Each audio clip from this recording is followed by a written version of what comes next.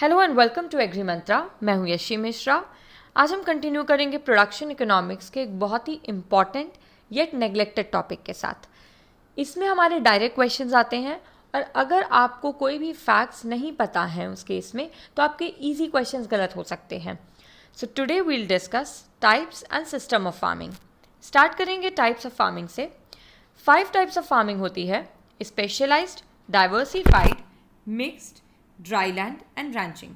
सबसे पहले हम बात करेंगे स्पेशलाइज्ड फार्मिंग की। स्पेशलाइज्ड फार्मिंग का जो बेसिक क्राइटेरिया है दैट इज कि हम सिंगल एंटरप्राइज पर फोकस करते हैं, यानी कि हम सिंगल कमोडिटी, आप ऐसा समझ सकते हैं कि सिंगल कमोडिटी पर हम फोकस कर रहे हैं। एक्चुअली ये सिंगल कमोडिटी की नहीं, सिंगल एंटरप्राइज की बात कर रहा है। यानी कि यदि आपका कल्टीवेशन है तो हम केवल कल्टीवेशन पे फोकस कर रहे हैं, रादर देन हम उसके साथ कैटल भी पालें, हम उसके साथ और कोई एंटरप्राइज लें, तो उसकी जगह हम कल्टीवेशन पे मेन फोकस कर रहे हैं। स्पेशलाइज्ड फार्मिंग ये नहीं कहता है कि कोई और एंटरप्राइज साथ में लिया नहीं जा रहा है, बट ये है कि जो सिंगल एंटरप्राइज जिस पर आप मेनली फोकस कर रहे हैं उससे आपका 50% से ज़्यादा इनकम निकलना चाहिए। तो हम किस बेसिक क्राइटेरिया की बात कर रहे हैं कि एक एंटरप्राइज से फार्मर को 50% से ज़्यादा इनकम मिलेगा अगर, तो वो स्पेशलाइज्ड फार्मिंग कहलाएगा। अब इसके कुछ अपने फ़ायदे और नुकसान हैं, तो पहले हम फ़ायदे की बात कर लेते हैं। इन जनरल जैसे हमें पता है कि इंडिया में लैंड होल्डिंग काफ़ी कम है, एवरेजली 1.04 हेक्टेयर है। तो हमें पता है कि जब कम लैंड होल्डिंग होती है तो हम रिसोर्सेज का ऑप्टिमम यूज़ नहीं कर पाते हैं, हम बेटर और मॉडर्न टेक्नोलॉजी का नहीं यूज़ कर पाते हैं। In all come land holding होने की वजह से हम अच्छी पैदावार नहीं दे पाएंगे। तो वही सेम केस हमारा फार्मिंग में भी अप्लाई होता है। अगर हम ज़रा सी जगह पे, या मान लीजिए बिग पीस ऑफ लैंड भी है, तो आप सोचिए, इट्स सिंपल मैथ इक्वेशन, जितना ज़्यादा हमारा डिवाइड होता है कोई भी पीस, आपके पास एक पाई है, आपके पास एक चॉकलेट है, आप उसको जितने ज़्यादा पीसेस में डिवाइड करेंगे, एक एक पर्सन के हिस्से में उतना ही कम आएगा। बट अगर आप अकेले एक पीस को कंज्यूम करेंगे, एक पूरे चॉकलेट को कंज्यूम करेंगे, तो आपको ज़्यादा फुलफिलमेंट की फीलिंग आएगी। सेम केस हमारा फार्मिंग के साथ चलता है। स्पेशलाइज्ड फार्मिंग में हम लैंड का बेटर यूज़ कर पाते हैं क्योंकि हम एक एंटरप्राइज पे फोकस कर रहे होते हैं। हम उसको मैनेज बेटर कर पाएंगे क्योंकि अगेन हम एक एंटरप्राइज पर फोकस कर रहे होते हैं। हमें अपने रिसोर्सेज, अपनी टेक्नोलॉजी डिवाइड नहीं करनी पड़ती है क्योंकि हम पूरा अपना जो है वो एक ही उस पर लगा रहे हैं, तो हम उसे बेहतर दे पाएंगे। इक्विपमेंट्स की बहुत ज़्यादा रिक्वायरमेंट नहीं होती है क्योंकि जब हम एक ही इंटरप्राइज पर फोकस करेंगे तो हमें उसी से रिलेटेड मशीनरी चाहिए होती है, उसी से रिलेटेड इक्विपमेंट्स चाहिए होते हैं।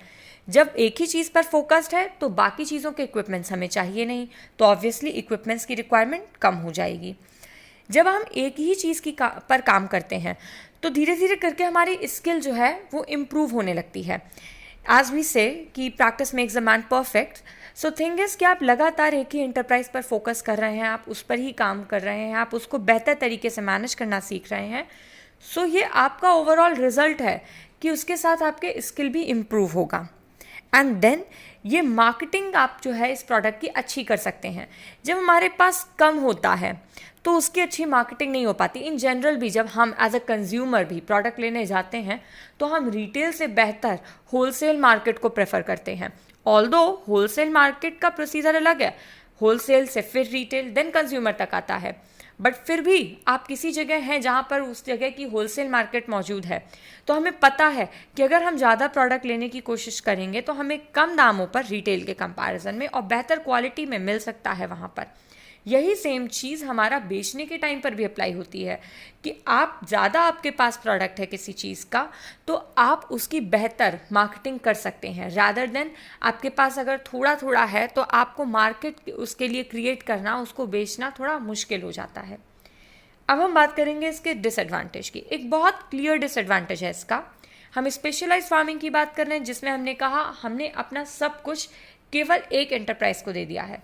सो इन केस इट फेल्स, हमारे पास कुछ भी और नहीं है फिर उसके लिए। तो इसका मतलब अगर फेलियर ऑफ क्रॉप होगा तो फार्मर जो है उसकी income will be reduced to a lot, क्योंकि हम यहाँ बात कर रहे हैं 50% से ज़्यादा इनकम की, तो एक ये बहुत बड़ा लॉस होगा। नेक्स्ट, सॉइल हेल्थ पर बहुत इफेक्ट पड़ेगा। हम जनरल फार्मिंग में भी ये पढ़ते हैं कि जब हम एक ही क्रॉप पर फोकस करते हैं तो वो उसी हिसाब से अपने न्यूट्रिशन लेती है। जैसे कि हम ये जनरली पढ़ते हैं कि हमें एक डीप रूटेड और एक शैलो रूटेड क्रॉप्स एक साथ लगानी चाहिए, राइट। बट अगर हम लगातार डीप रूटेड क्रॉप लगा रहे हैं तो डीप में पाए जाने वाले न्यूट्रिएंट्स को अब्जॉर्ब कर लेगा ज़्यादा, मतलब कि लगातार हम वही उगा रहे हैं तो लगातार वही न्यूट्रिएंट्स अब्जॉर्ब होंगे, जिसकी वजह से उन पर्टिकुलर न्यूट्रिएंट्स की कमी हो जाएगी। तो वही सेम चीज़ हर क्रॉप पे अपना अलग न्यूट्रिएंट उसकी रिक्वायरमेंट होती है, उस हिसाब से वो कंज्यूम करता है। बट अगर हम एक ही क्रॉप लगातार उगा रहे हैं, चाहे वो शैलो रूटेड हो या डीप रूटेड हो, चाहे वो पल्सेस हों, चाहे वो किसी भी टाइप की क्रॉप हो, बट एक ही है अगर लगातार, तो सॉइल हमारा उस न्यूट्रिएंट पर्टिकुलर न्यूट्रिएंट में डेफिशिएंट हो जाएगा, तो ये सॉइल हेल्थ को अफेक्ट करेगा। अब हम बात करते हैं डाइवर्सिफाइड फार्मिंग की। डाइवर्सिफाइड फार्मिंग को हम इन जनरल फार्मिंग भी कहते हैं, मतलब कि एक नॉर्मल चीज़ है जो किसान जनरली करता है। ये हमारी एक पर्टिकुलर सोच है कि हम एक की जगह 2 प्रोडक्ट्स लें एक साथ। हम जैसा कि मैंने अभी आपको एग्जांपल दिया था कि डीप रूटेड और शैलो रूटेड एक साथ लगाते हैं ताकि हमारा एक बार में 2 क्रॉप्स रेडी हो सकें, या हम बीच में कैश क्रॉप्स लगाते हैं जो जल्दी हो सकती हैं। हम कैश क्रॉप्स लगाते हैं जिनसे हमें ज़्यादा पैसा मिल सकता है। तो ये सारा जो तरीका है हमारा, उसके साथ इंटरक्रॉपिंग करने का, ये सारी जो टेक्नोलॉजीज़ हैं, जो टर्म्स हैं, जो जिनकी मैंने अभी बात करी, ये सब हमारे डाइवर्सिफाइड फार्मिंग में ज़्यादा यूज़ होते हैं। डाइवर्सिफाइड फार्मिंग ये कहता है कि कोई भी एक सिंगल एंटरप्राइज 50% उससे ज़्यादा नहीं कंट्रीब्यूट करता। हमें यहाँ ध्यान देना होगा कि स्पेशलाइज्ड फार्मिंग में एक एंटरप्राइज 50% से ज़्यादा दे रहा है, डाइवर्सिफाइड में एक एंटरप्राइज 50% से ज़्यादा नहीं देगा। कोई भी एक एंटरप्राइज 50% की लाइन को क्रॉस नहीं करेगा। ये हमें ध्यान रखना है आगे मिक्स्ड फार्मिंग को समझने के लिए। So you don't have to get confuse between diversified and mixed farming. Moving on, जो चीज़ें हमने स्पेशलाइज में एडवांटेज और डिसएडवांटेज में पढ़ी थी वो बिल्कुल उल्टी हो जाएंगी डाइवर्सिफाइड के केस में। अब डाइवर्सिफाइड के केस में हमारा रिस्क रिड्यूस हो जाएगा, क्योंकि ऑब्वियसली हम कुछ और एंटरप्राइजेस साथ में ले रहे होंगे तो रिस्क हमारा कम हो जाता है। बट इसका डिसएडवांटेज क्या होगा कि हम एफिशिएंट मैनेजमेंट नहीं कर पाएंगे, हम सुपरविजन प्रॉपर नहीं कर पाएंगे, क्योंकि हमारे पास वैरायटी ऑफ एंटरप्राइजेस होंगे जो फैले हुए हैं, तो हमें सब पर फोकस करना पड़ता है, तो हमारा कंप्लीट फोकस एक चीज़ पर नहीं हो पाएगा। अब हम बात करते हैं मिक्स्ड फार्मिंग की। मिक्स्ड फार्मिंग एक पर्टिकुलर चीज़ को डिस्क्राइब करता है, दैट इज कल्टीवेशन यानी कि क्रॉप प्रोडक्शन के साथ लाइव स्टॉक का production. So we have to focus on this thing कि जब हमारा लाइव स्टॉक इंक्लूड हो जाता है, nothing other than livestock, हम केवल लाइव स्टॉक की बात कर रहे हैं यहाँ पे, जबकि डाइवर्सिफाइड में हम क्रॉप, लाइव स्टॉक, पोल्ट्री हो गया, या आप एक्वाकल्चर करना चाह रहे हैं, कोई भी अदर एंटरप्राइजेज हैं, लाइव स्टॉक इंक्लूडेड, मतलब सिर्फ लाइव स्टॉक नहीं, अदर्स भी हैं तो वो डाइवर्सिफाइड में है। बट अगर कल्टीवेशन के साथ हमारे पास केवल लाइव स्टॉक इन्वॉल्व है तो वो मिक्स्ड फार्मिंग में आएगा। अब मिक्स्ड फार्मिंग की 2 पर्टिकुलर कैरेक्टरिस्टिक्स हैं जो हमें ध्यान रखनी है। पहला, मिक्स्ड फार्मिंग जो है वो कॉम्प्लीमेंट्री प्रोडक्ट्स के लिए है। हम ऐसे एंटरप्राइजेस का इस्तेमाल करते हैं जो एक दूसरे के लिए पूरक होते हैं, एक दूसरे के लिए कॉम्प्लीमेंट्स हैं, यानी कि लाइव स्टॉक जो है आपका वो कल्टीवेशन में मदद करेगा और कल्टीवेशन से निकलने वाले जो बाई प्रोडक्ट्स हैं वो लाइव स्टॉक फीडिंग में मदद करेंगे। तो इस तरीके से हमारे पास जो वेस्ट है वो बहुत कम है। चलिए मान लेते हैं कि हमारे पास इस तरीके का नहीं है जो ऑक्सेस हो, या हमारे पास प्लाउइंग के लिए हम नहीं इस्तेमाल कर रहे हैं लाइव स्टॉक को, बिकॉज ऑफ कोर्स हम मॉडर्न टेक्नोलॉजी की तरफ बढ़ रहे हैं। बट फिर भी क्रॉप प्रोडक्शन में निकलने वाले जो बाई प्रोडक्ट्स हैं वो उनके फीड के लिए इस्तेमाल हो सकते हैं। और इन जनरल अगर हम नहीं भी यूज़ कर रहे हैं लाइव स्टॉक को, तो भी जो डंग और उनका यूरिन है वो इस्तेमाल किया जा सकता है as bio fertiliser, as manures, combine करके उनको यूज़ किया जा सकता है। तो इससे हमारा क्रॉप का कल्टीवेशन अच्छा होगा। तो हमें ध्यान रखना है कि यहाँ पर जो एंटरप्राइजेज हैं मिक्स्ड फार्मिंग में वो कॉम्प्लीमेंट्री प्रोडक्ट्स हैं। सेकेंड कंडीशन इसकी ये है कि मिक्स्ड फार्मिंग में जो हमारे एंटरप्राइज हैं, जो भी हम एंटरप्राइज का इस्तेमाल कर रहे हैं, वो मिनिमम 10% ग्रॉस इनकम का उससे निकलना चाहिए, मिनिमम 10% और मैक्सिमम 49%। यानी कि अगर आप लाइव स्टॉक आपने पाल रखा है तो आपका क्रॉप प्रोडक्शन के साथ लाइव स्टॉक से भी इनकम जनरेट होनी चाहिए। मिनिमम 10% की इनकम आपकी लाइव स्टॉक से जनरेट होनी चाहिए, तब हम उसको अदर एंटरप्राइज मानेंगे। और maximum of 49%, not more than that. यहाँ हम 50 की बात नहीं कर रहे हैं, max limit is 49%। Next is dry land farming. As the name suggest, हम यहाँ ड्राई लैंड में यानी कि बिना इरिगेशन के जो फार्मिंग कंडीशंस होती हैं उनकी बात करने वाले हैं। तो ड्राई लैंड फार्मिंग को जब हम रेफ़र करते हैं तो उसमें 3 बेसिक टाइप्स आते हैं। पहला ड्राई फार्मिंग, दूसरा ड्राई लैंड फार्मिंग, तीसरा रेन फेड फार्मिंग। बहुत ही प्रॉपर इनके बीच डिस्टिंग्विशमेंट है। तो मैं स्टार्ट करती हूँ रेन फेड से। रेन फेड फार्मिंग वहाँ पर हमारा एप्लीकेबल होगा, rain fed as a name suggest, कि जहाँ पर बरसात होती है अच्छी। तो जहाँ पर हमारे 1100 mm से ज़्यादा की बरसात हो रही है पर एनम, वहाँ पर रेन फेड फार्मिंग है। तो यहाँ कभी सूखा नहीं पड़ेगा क्योंकि यहाँ पर इनफ बारिश हो रही है। क्रॉप फेलियर कम होंगे क्योंकि ड्रॉट है ही नहीं। तो ये बारिश जो है वो कहाँ पाई जाएगी? ऑब्वियस है, ह्यूमिड रीजन्स में। तो ये हमारा आसान है समझने के लिए। थोड़ा हम डिफरेंस समझेंगे ड्राई और ड्राई लैंड फार्मिंग के बीच में। ड्राई फार्मिंग तब होता है जब 750 mm से कम की रेनफॉल होती है, और dry land farming is between 750 to 1100 mm। तो हमें ध्यान रखना ये लिमिट्स हैं। 750 mm से कम है तो ड्राई फार्मिंग है, 750 से 1100 है तो ड्राई लैंड फार्मिंग है, और 1100 से ज़्यादा है तो रेन फेड फार्मिंग है। अभी ड्राई फार्मिंग में हम देख रहे हैं कि बारिश बहुत कम हो रही है क्योंकि हमने कहा 750 mm इज़ द लिमिट। तो बारिश कम है मतलब कि हम मान लेते हैं कि बहुत ही कम है, विच मीन्स कि यहाँ सीवियर ड्रॉट्स की कंडीशन बनेगी। यहाँ ड्राई स्पेल्स आएंगे मतलब कि सूखे का लंबा समय होगा यहाँ पर। तो क्रॉप फेलियर की सबसे ज़्यादा कंडीशन जो है हमें ड्राई फार्मिंग में मिलेगी। और ये कहाँ पाया जाएगा? ऑब्वियस है, एज अ नेम सजेस्ट कि हमारा ड्राई है सारा, यहाँ पर बारिश नहीं हो रही है। So these are arid regions. अब हम बात करते हैं ड्राई लैंड की। मैंने बताया लिमिट हमारी जो है वो 750 से 1100 mm of rainfall per annum की है। तो ड्राई यहाँ पड़ेगा, सूखा यहाँ पड़ने की उम्मीद रहेगी, बट ड्यूरेशन कम होगा। क्रॉप फेलियर ड्राई के कंपैरिजन में ड्राई लैंड में कम होंगे, और ये हमारा सेमी एरिड रीजन्स में पाया जाएगा। तो यहाँ पर हम अगर मॉइस्चर कंजर्वेशन प्रैक्टिसेस अच्छे से फॉलो करते हैं तो हम ड्राई स्पेल्स को अवॉइड कर सकते हैं। तो ये है हमारा पूरा ड्राई लैंड फार्मिंग किस तरीके से होती है। एक बार इसको क्विकली रिवाइज करेंगे, कंपैरिजन करेंगे हमारे जो 3 टाइप्स हैं उनके बीच में, दैट इज़ ड्राई लैंड और rain fed farming. Dry farming में 750 mm से कम की रेनफॉल, ड्राई लैंड में 750 से 1100 mm की रेनफॉल, और रेन फेड में 1100 mm की रेनफॉल। ये हम एनुअली बेसिस पर बात कर रहे हैं।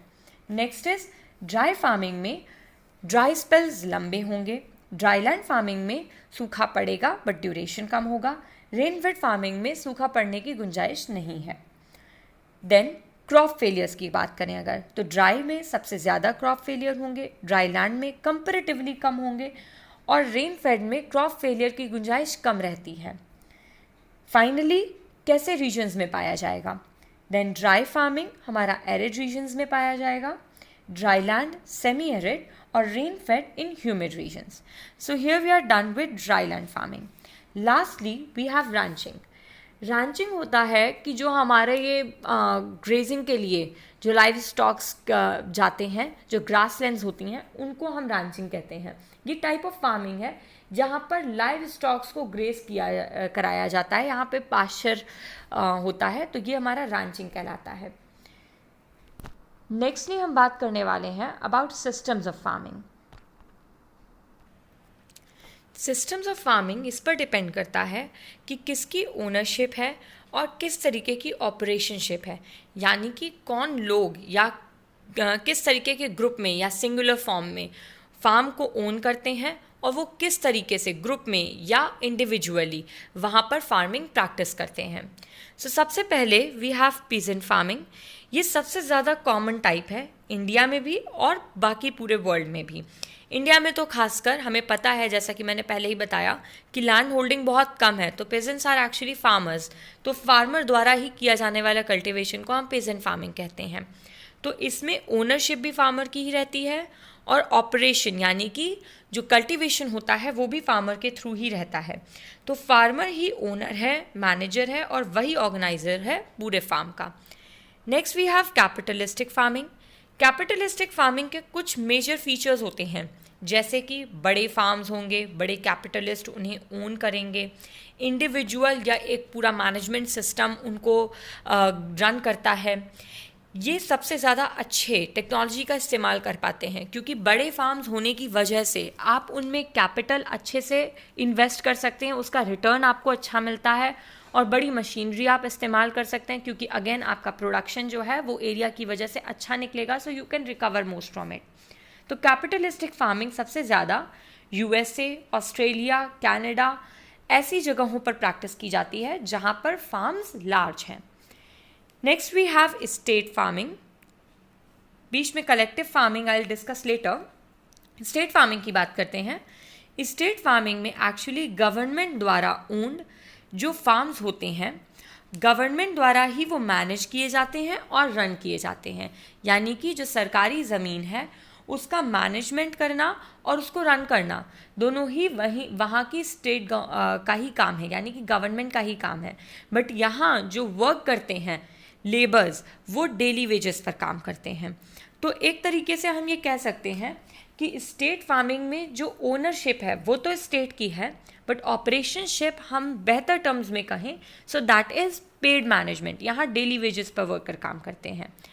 Then we have collective farming. Collective farming के केस में ऐसा होता है कि जो ओनरशिप है वो तो फार्मर्स की है, बट जो वहाँ के रूल्स हैं, किस तरीके से क्या किया जाएगा, जो प्रोडक्शन का पूरा प्लान है वो स्टेट द्वारा दिया जाता है, वो गवर्नमेंट द्वारा दिया जाता है, जिस ही के वजह से उनको अपने एक प्रॉपर पोर्शन को, जो भी उनका फिक्स्ड पोर्शन होता है, उतना उन्हें स्टेट को सेल करना पड़ता है। यानी कि गवर्नमेंट आपको एक प्रोडक्शन प्लान तैयार करके दे रही है, उस पर आप काम करेंगे, उसी के बेसिस पर आप अपना कल्टीवेशन करेंगे एंड देन आने वाले आउटपुट में से जो फिक्स्ड पोर्शन है कुछ, वो आप वापस कर देंगे स्टेट को। तो यहाँ पर एक तरीके से इंसेंटिव पे किए जाते हैं फार्मर्स को, और साथ ही में उनको बताया जाता है और उनको पूरी जानकारी दी जाती है अबाउट इम्प्रूवमेंट ऑफ फार्म। इस तरीके की प्रैक्टिस जो है वो रशिया और चाइना में की जाती है। And lastly we have cooperative farming. Cooperative as a term suggest हम कई बार पहले भी डिस्कस कर चुके हैं कि एक दूसरे के साथ मिल करके काम करना, एक दूसरे के वेलफेयर के लिए काम करना, एक basic motto all for each and each for all. तो इनका जो मेन पर्पस होता है वो प्रॉफिट अर्न करना नहीं होता है। जो मेन पर्पस है दैट इज़ एक दूसरे को फैसिलिटीज़ प्रोवाइड करना, एक दूसरे को इनपुट लेने में मदद करना। ये एक बेसिक चीज़ है जो कलेक्टिव फार्मिंग में आती है, बट इसके साथ कोऑपरेटिव फार्मिंग में आती है। बट कोऑपरेटिव फार्मिंग फर्दर जाकर के 4 पार्ट्स में डिवाइड हो जाता है, जिन्हें अब हम स्टडी करेंगे। सबसे पहले we have cooperative better, then cooperative joint, cooperative tenant and cooperative collective farming. तो कोऑपरेटिव बेटर फार्मिंग की बात करते हैं। कोऑपरेटिव बेटर में जो ओनरशिप है वो इंडिविजुअल है और साथ ही में जो ऑपरेशनशिप है वो भी इंडिविजुअल है, यानी कि there are a group of people who discuss and work together, but वो अपना अपना फार्म मैनेज कर रहे हैं। मैंने आपको एक बेसिक आइडिया दिया कि कोऑपरेशन का बेसिक आइडिया क्या होता है। आप साथ में बैठ करके एक दूसरे की मदद कर सकते हैं अबाउट गेटिंग इनपुट्स। आपका ये नहीं है कि हमने एक ग्रुप बनाया है जिससे मैक्स आउट प्रॉफिट अर्न करने की बात करेंगे, वो कोऑपरेटिव में नहीं होता है। कोऑपरेटिव में वो मदद करते हैं एक दूसरे की ताकि वो अपना प्रोडक्शन बेहतर कर पाएँ। तो आप मदद कर रहे हैं, बट आपकी लैंड आपकी है और उस पर कल्टीवेशन भी आपका ही है अकेले। तो ये होता है कोऑपरेटिव बेटर फार्मिंग, जिसमें ओनरशिप और ऑपरेशनशिप दोनों ही इंडिविजुअल होते हैं। Then we have cooperative joint. इसमें जो ऑपरेशनशिप है वो तो कलेक्टिव होता है, बट ओनरशिप इंडिविजुअल होता है। फाइनल टर्म पर ध्यान दीजिए विच इज़ जॉइंट। यहाँ हम इन टर्म्स को जोड़ेंगे ऑपरेशनशिप से। जॉइंट यानी कि मिल करके, तो मिल करके उनकी कलेक्टिव ऑपरेशनशिप है, बट ओनरशिप जो रहेगी वो इंडिविजुअल है, यानी कि सबके अपने अलग अलग फार्म्स हैं जिनका मालिकाना हक हर फार्मर का अलग अलग है, बट उसको अगर वो एक लैंड मान करके एक साथ कल्टीवेशन करते हैं, तो जैसा कि मैंने बताया कि लैंड होल्डिंग जब ज़्यादा होती है, जब हमारे पास लैंड ज़्यादा होता है तो हम उस पर बेहतर टेक्नोलॉजीज़ का यूज़ कर पाते हैं। तो ये टाइप का जो फार्मिंग है ये यहाँ पर मदद करेगा कि सब लोग मिल के अगर फार्मिंग करेंगे तो उन्हें कम इनपुट में उनको ज़्यादा चीज़ ज़्यादा बेहतर तरीके से करने का मौका मिलेगा। Then we have cooperative tenant. As we said कि हम लास्ट टर्म को उठाएंगे टेनेंट, तो यहाँ पर इसका मतलब, इस टर्म का मतलब होता है किराएदार, ठीक है। तो ये अलग अलग आप जो पोर्शन होता है आप उसको अलग अलग रखते हैं ना। अगर आपके घर में आप किराएदार रखते हैं तो उसका एक अलग पोर्शन होता है, आपका एक अलग पोर्शन होता है, करेक्ट। तो यहाँ पर भी ऐसे ही वर्क करता है ऑपरेशनशिप में। जब आपने लैंड किराए पर दी है, टेनेंट फार्मिंग है, तो इंडिविजुअल ऑपरेशनशिप है बट उसकी जो ओनरशिप है दैट इज कलेक्टिव। अब हम आ जाते हैं कोऑपरेटिव कलेक्टिव में। जैसा कि टर्म सजेस्ट कर रहा है, final term which is collective, तो यहाँ पर ओनरशिप और ऑपरेशनशिप दोनों ही कलेक्टिव हैं। मतलब कि सारे फार्मर्स ने मिल करके अपनी उनकी सबकी मिल के ओनरशिप है, वही सब लोग मिल करके मैनेज कर रहे हैं। ये परफेक्ट कोऑपरेटिव फार्मिंग का एग्जाम्पल है। साथ में मैंने इंक्लूड किया है जो हमने पढ़े थे पहले, कैपिटलिस्टिक एंड स्टेट फार्मिंग। इन साथ में पेजेंट भी अगर हम ले लेते हैं, so that will also go for individual. So हमारे पास है कैपिटलिस्टिक फार्मिंग। कैपिटलिस्टिक फार्मिंग में ओनरशिप भी इंडिविजुअल होती है और ऑपरेशनशिप भी इंडिविजुअल होती है। और स्टेट फार्मिंग में ओनरशिप गवर्नमेंट का है यानी कि स्टेट का है, और operationship which is paid management यानी कि डेली वेजेस पर वर्कर काम करते हैं। जो मैंने टर्म्स अभी डिस्कस किए हैं आपको वो एज इट इज़ एग्जाम में मिलेंगे। बस आपको ये ध्यान रखना है कि आपने आज क्या पढ़ा, and you will be able to just write the answer, click on it in one go. आपको ज़्यादा सोचने की ज़रूरत नहीं पड़ेगी, it is easy to understand. बस अगर आप इसको अच्छे से समझें और मेमोराइज कर लें। Finally we have question of the day, that is which kind of product are related to mixed farming. हमने स्टार्टिंग में बात करी थी अबाउट टाइप्स ऑफ फार्मिंग, जिसमें मैंने आपको बताया था specialised, diversified, mixed, dry land और रैंचिंग के बारे में। तो यहाँ पर हमसे पूछा जा रहा है कौन से काइंड के प्रोडक्ट होते हैं जो मिक्स्ड फार्मिंग में होते हैं। First option is supplement, second is substitute, third is complements and last is none of the above. जैसा कि हमने डिस्कस किया था, मिक्स्ड फार्मिंग में हम उन प्रोडक्ट्स को रखते हैं जो एक दूसरे के पूरक हों। तो एक दूसरे के पूरक कौन से प्रोडक्ट्स होते हैं? So answer is C, the complements, क्योंकि ऑफकोर्स जो सब्स्टिट्यूट है वो एक दूसरे का रिप्लेसमेंट होता है। जैसे कि हम बोलते हैं ना चाय या कॉफ़ी, तो या नहीं रखना है हमें बीच में, हमें एंड रखना है। ऐसी चीज़ जो एक दूसरे के साथ इस्तेमाल होती हो, ऐसी चीज़ जो एक दूसरे को कॉम्प्लीमेंट कर सके, तो उस तरीके के प्रोडक्ट्स हमारे मिक्स्ड फार्मिंग में इस्तेमाल किए जाते हैं। Substitutes can not obviously be the answer, क्योंकि एक दूसरे को रिप्लेस करते हैं। फर्स्ट ऑप्शन है सप्लीमेंट। सप्लीमेंट में एक प्रोडक्ट उसकी ग्रोथ पर दूसरे का कोई फर्क नहीं पड़ता है, यानी कि एक बढ़ रहा है या घट रहा है, दूसरा स्टैटिक है, उस पर कोई इफेक्ट नहीं पड़ेगा। मिक्स फार्मिंग के लिए जैसा कि हमने डिस्कस किया था, वी नीड कि दोनों ही प्रोडक्ट्स एक दूसरे को मदद करें, तो वो हमारा केवल कॉम्प्लीमेंट्स में ही पाया जाएगा, which is why C is the answer. So we are done for the day. Next lecture में मैं फिर इसको आगे लेकर के जाऊंगी, हम प्रोडक्शन इकोनॉमिक्स को फर्दर डिस्कस करेंगे। Till then, thank you and bye bye.